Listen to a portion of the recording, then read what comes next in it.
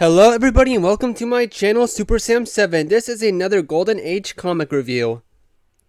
This is Batman issue 16. It released on April 21st, 1943 with a cover date of May 1943.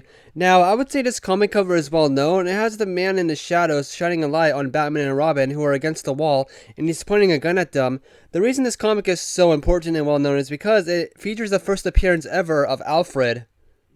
Now, I'll get more into it, but this is not Alfred Pennyworth specifically. This is he is called Alfred Beagle, and the reason it's changed, well, I'll go through that when I get to the story as well.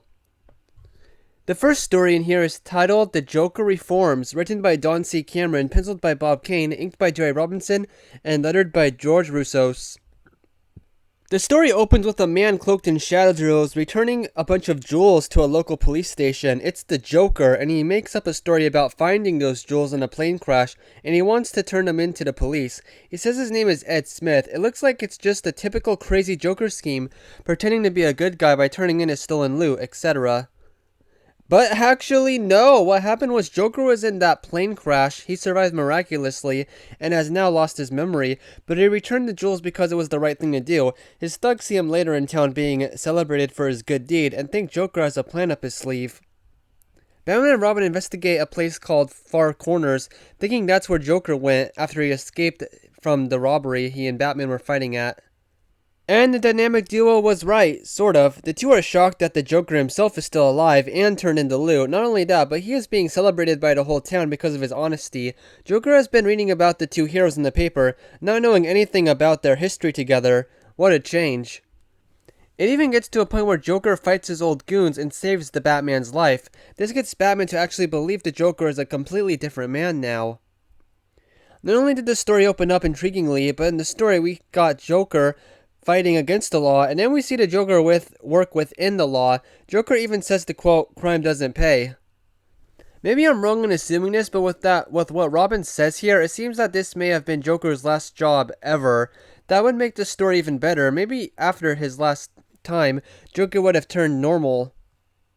The three members of Joker's gang had a lot of great banter with each other. They question if the Joker died, and one says he will grenade the Joker when he sees him. Batman even calls out these crooks by name.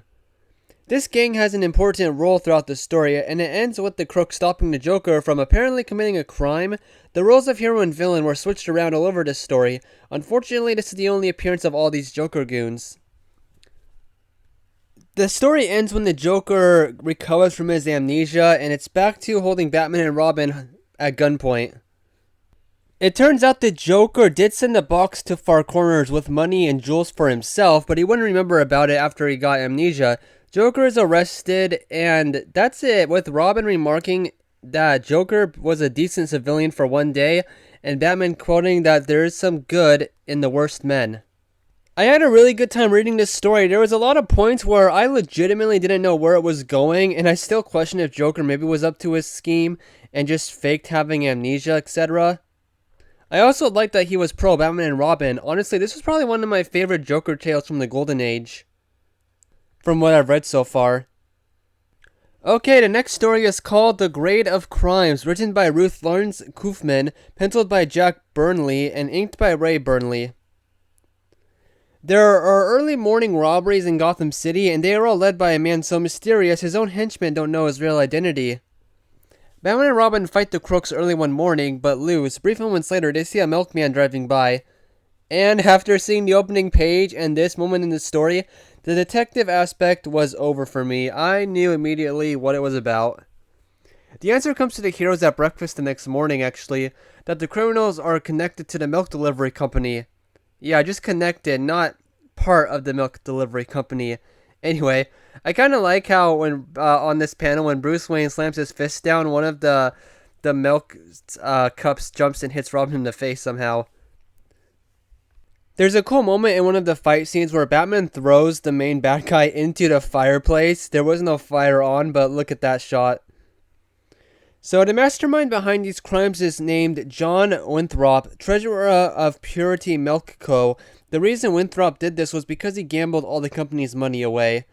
Yeah, honestly, I don't think this is that good of a story. It's not a good story at all. It stood out to me that Batman follows criminals in the Batplane just as much as he does in the Batmobile in the Golden Age.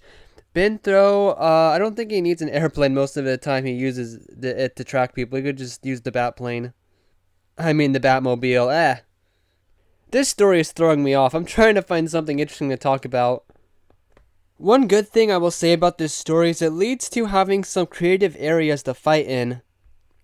And well, looky here, everybody. Yes, Bruce Wayne is seen reading a paper titled The Daily Bugle in this story. Yes, the same newspaper title as Marvel Comics Spider-Man, except this happened years and years beforehand. The next story is The Adventure of the Branded Tree, written by Don C. Cameron, penciled by Jack Burnley, and inked by Ray Burnley, and lettered by Betty Bentley. Two men have picked the wrong branded tree to chop down, and 3 gunmen shoot them for it. But why? Well, nearby in earshot, Bruce Wayne and Dick Grayson heard a gunshot, and Batman realizes that it came from a pistol, so he decides to check it out. Also, Bruce Wayne is described as a wealthy sportsman. Okay, I've never seen that description for him before. The shooters get away from Batman and Robin after logs are dropped on them, and after Batman interrogates the guy who was attacked. Now, Batman is wondering why these criminals are interested in one particular tree, a tree that has been chopped down and moved into a logging camp. Okay, so it's because the tree is branded because it has a cylinder full of diamonds inside of it that they hid and then went back for later, these crooks did. And so that's why they killed that guy before he chopped it down. But of course the tree eventually becomes chopped down anyway, so they have to go to the logging plant to get it. And look at this panel where Batman punches a guy onto the buzzsaw. In this story, we get a death trap moment here with the 2 heroes knocked out on a log fume, heading into a buzzsaw, but the heroes aren't tied down, so the 2 just get up off the fume. What was the point? Especially because the bad guys fantasize about killing the heroes with the log fume. And yes, this does remind me of those classic death trap cliffhangers from the Adam West Batman show.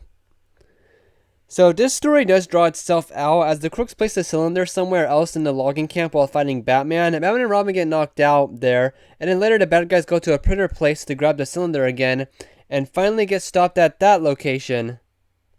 This story actually ends with Batman reading his own comic, reminding me of the cover to Batman issue 8. Honestly, this may have been the only reason for the story to end at the printer plant. And now, the last story under the cover is called Here Comes Alfred, written by Don C. Cameron, penciled by Bob Kane, inked by Jerry Robinson, and lettered by George Roussos. The biggest thing to point out, Alfred's full name is Alfred Beagle here, not Alfred Pennyworth. This story starts with Alfred coming to America from England, and he is a man interested in detective work. Well, there is a man Alfred came with who is suspicious of a duke who is acting strangely. Then we see Batman and Robin keeping tabs on the guy, Manuel Stiletti, the international crook. Manuel and his thugs mistake Alfred as the duke and they attack him. Alfred fights back, hitting them with his suitcase. Batman and Robin chase the bad guys away. Alfred then offers his assistance to Batman, but Batman says no in a funny way, telling Alfred to meet back up with them, but he doesn't tell them their address. At Wayne Manor, Alfred arrives at their front door and tells Bruce that he is the son of Wayne's previous butler, Jarvis. Yeah, when Alfred shows up, they're both shocked as if Alfred actually did figure out who they really were. Well, Alfred is here because he's come to fulfill his father's last will of following the family tradition and become Bruce Wayne's butler. Yeah, I guess Alfred's family being butlers to the Waynes was a thing since his first appearance. This happens hilariously in this story, as Batman and Robin are laughing to themselves about how weird Alfred was just before he walks in. The criminals from earlier have followed Alfred into Wayne Manor. Bruce and Dick get alerted by their anti-burglar alarms and change into their costumes and fight off the crooks again, and they escape again. Although it's funny to me that one of the people we see, they just dive right out the window to get outside quickly. When the dynamic duo leaves, Alfred just so happens to get in a situation where he finds a secret passage to an underground tunnel in the hangar of the Batplane. Alfred, using his great detective skills, realizes that Bruce Wayne and Dick Grayson are Batman and Robin.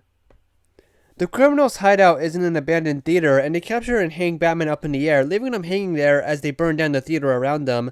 I'll mention this here, the villain's dialogue has some really good moments where I pick up an accent like he's from the Wild West. He even kind of looks like it. So yeah, this origin of Alfred is completely erased after Crisis on Infinite Earths. He ends up in this comic just being a guy Bruce hires as his butler because his father used to be his father's butler. Yeah. Although I did enjoy Alfred here, he was fun from the beginning. Alfred in his first story actually fights a few times, and this time, as you see on screen, he actually wins. The thug knocks a shield off the wall, revealing the Batcave. So that shield moving was the switch to open the Batcave entrance at the time, and not a clock being moved to 1047, or a head of William Shakespeare statue being lifted up. This issue had some pretty funny moments to read through. There were some humorous times. So, it's theorized that DC Comics assigned Don Cameron to write the first Alfred story to introduce the character to the comics, which was published earlier than the serial's airing, because at the time there was a Batman serial, and during that, they had a character named Alfred. So this is kind of like from what I can tell, a moment where Batman media has changed because of the TV shows he's in.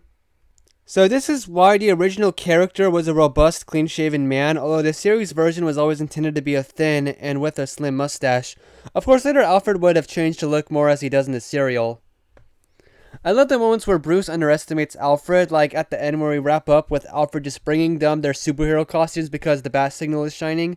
With Alfred being trustworthy, he becomes a member of the team, establishing that Alfred will now be the butler at Wayne Manor and assist Batman and Robin when he can. Really fast, Robin here, after getting handed their costumes by Alfred, still questions if Alfred knows their IDs. And I guess Alfred is shown to be trustworthy here just because he works around their dual identities without telling anyone, or even bothering Bruce and Dick when he finds out.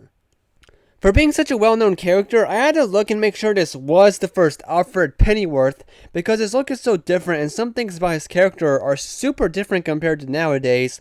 The best parts about this story, to me, was its humor. If that wasn't there, I wouldn't have liked this story that much.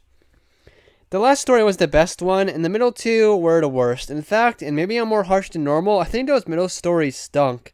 I love the Joker story and Alfred story a lot. I wanted to point out, Robin premiered before Alfred, yet every Batman movie has Alfred, and very few have Robin. Huh. Well, those are my thoughts on Batman issue 16. Thanks for watching.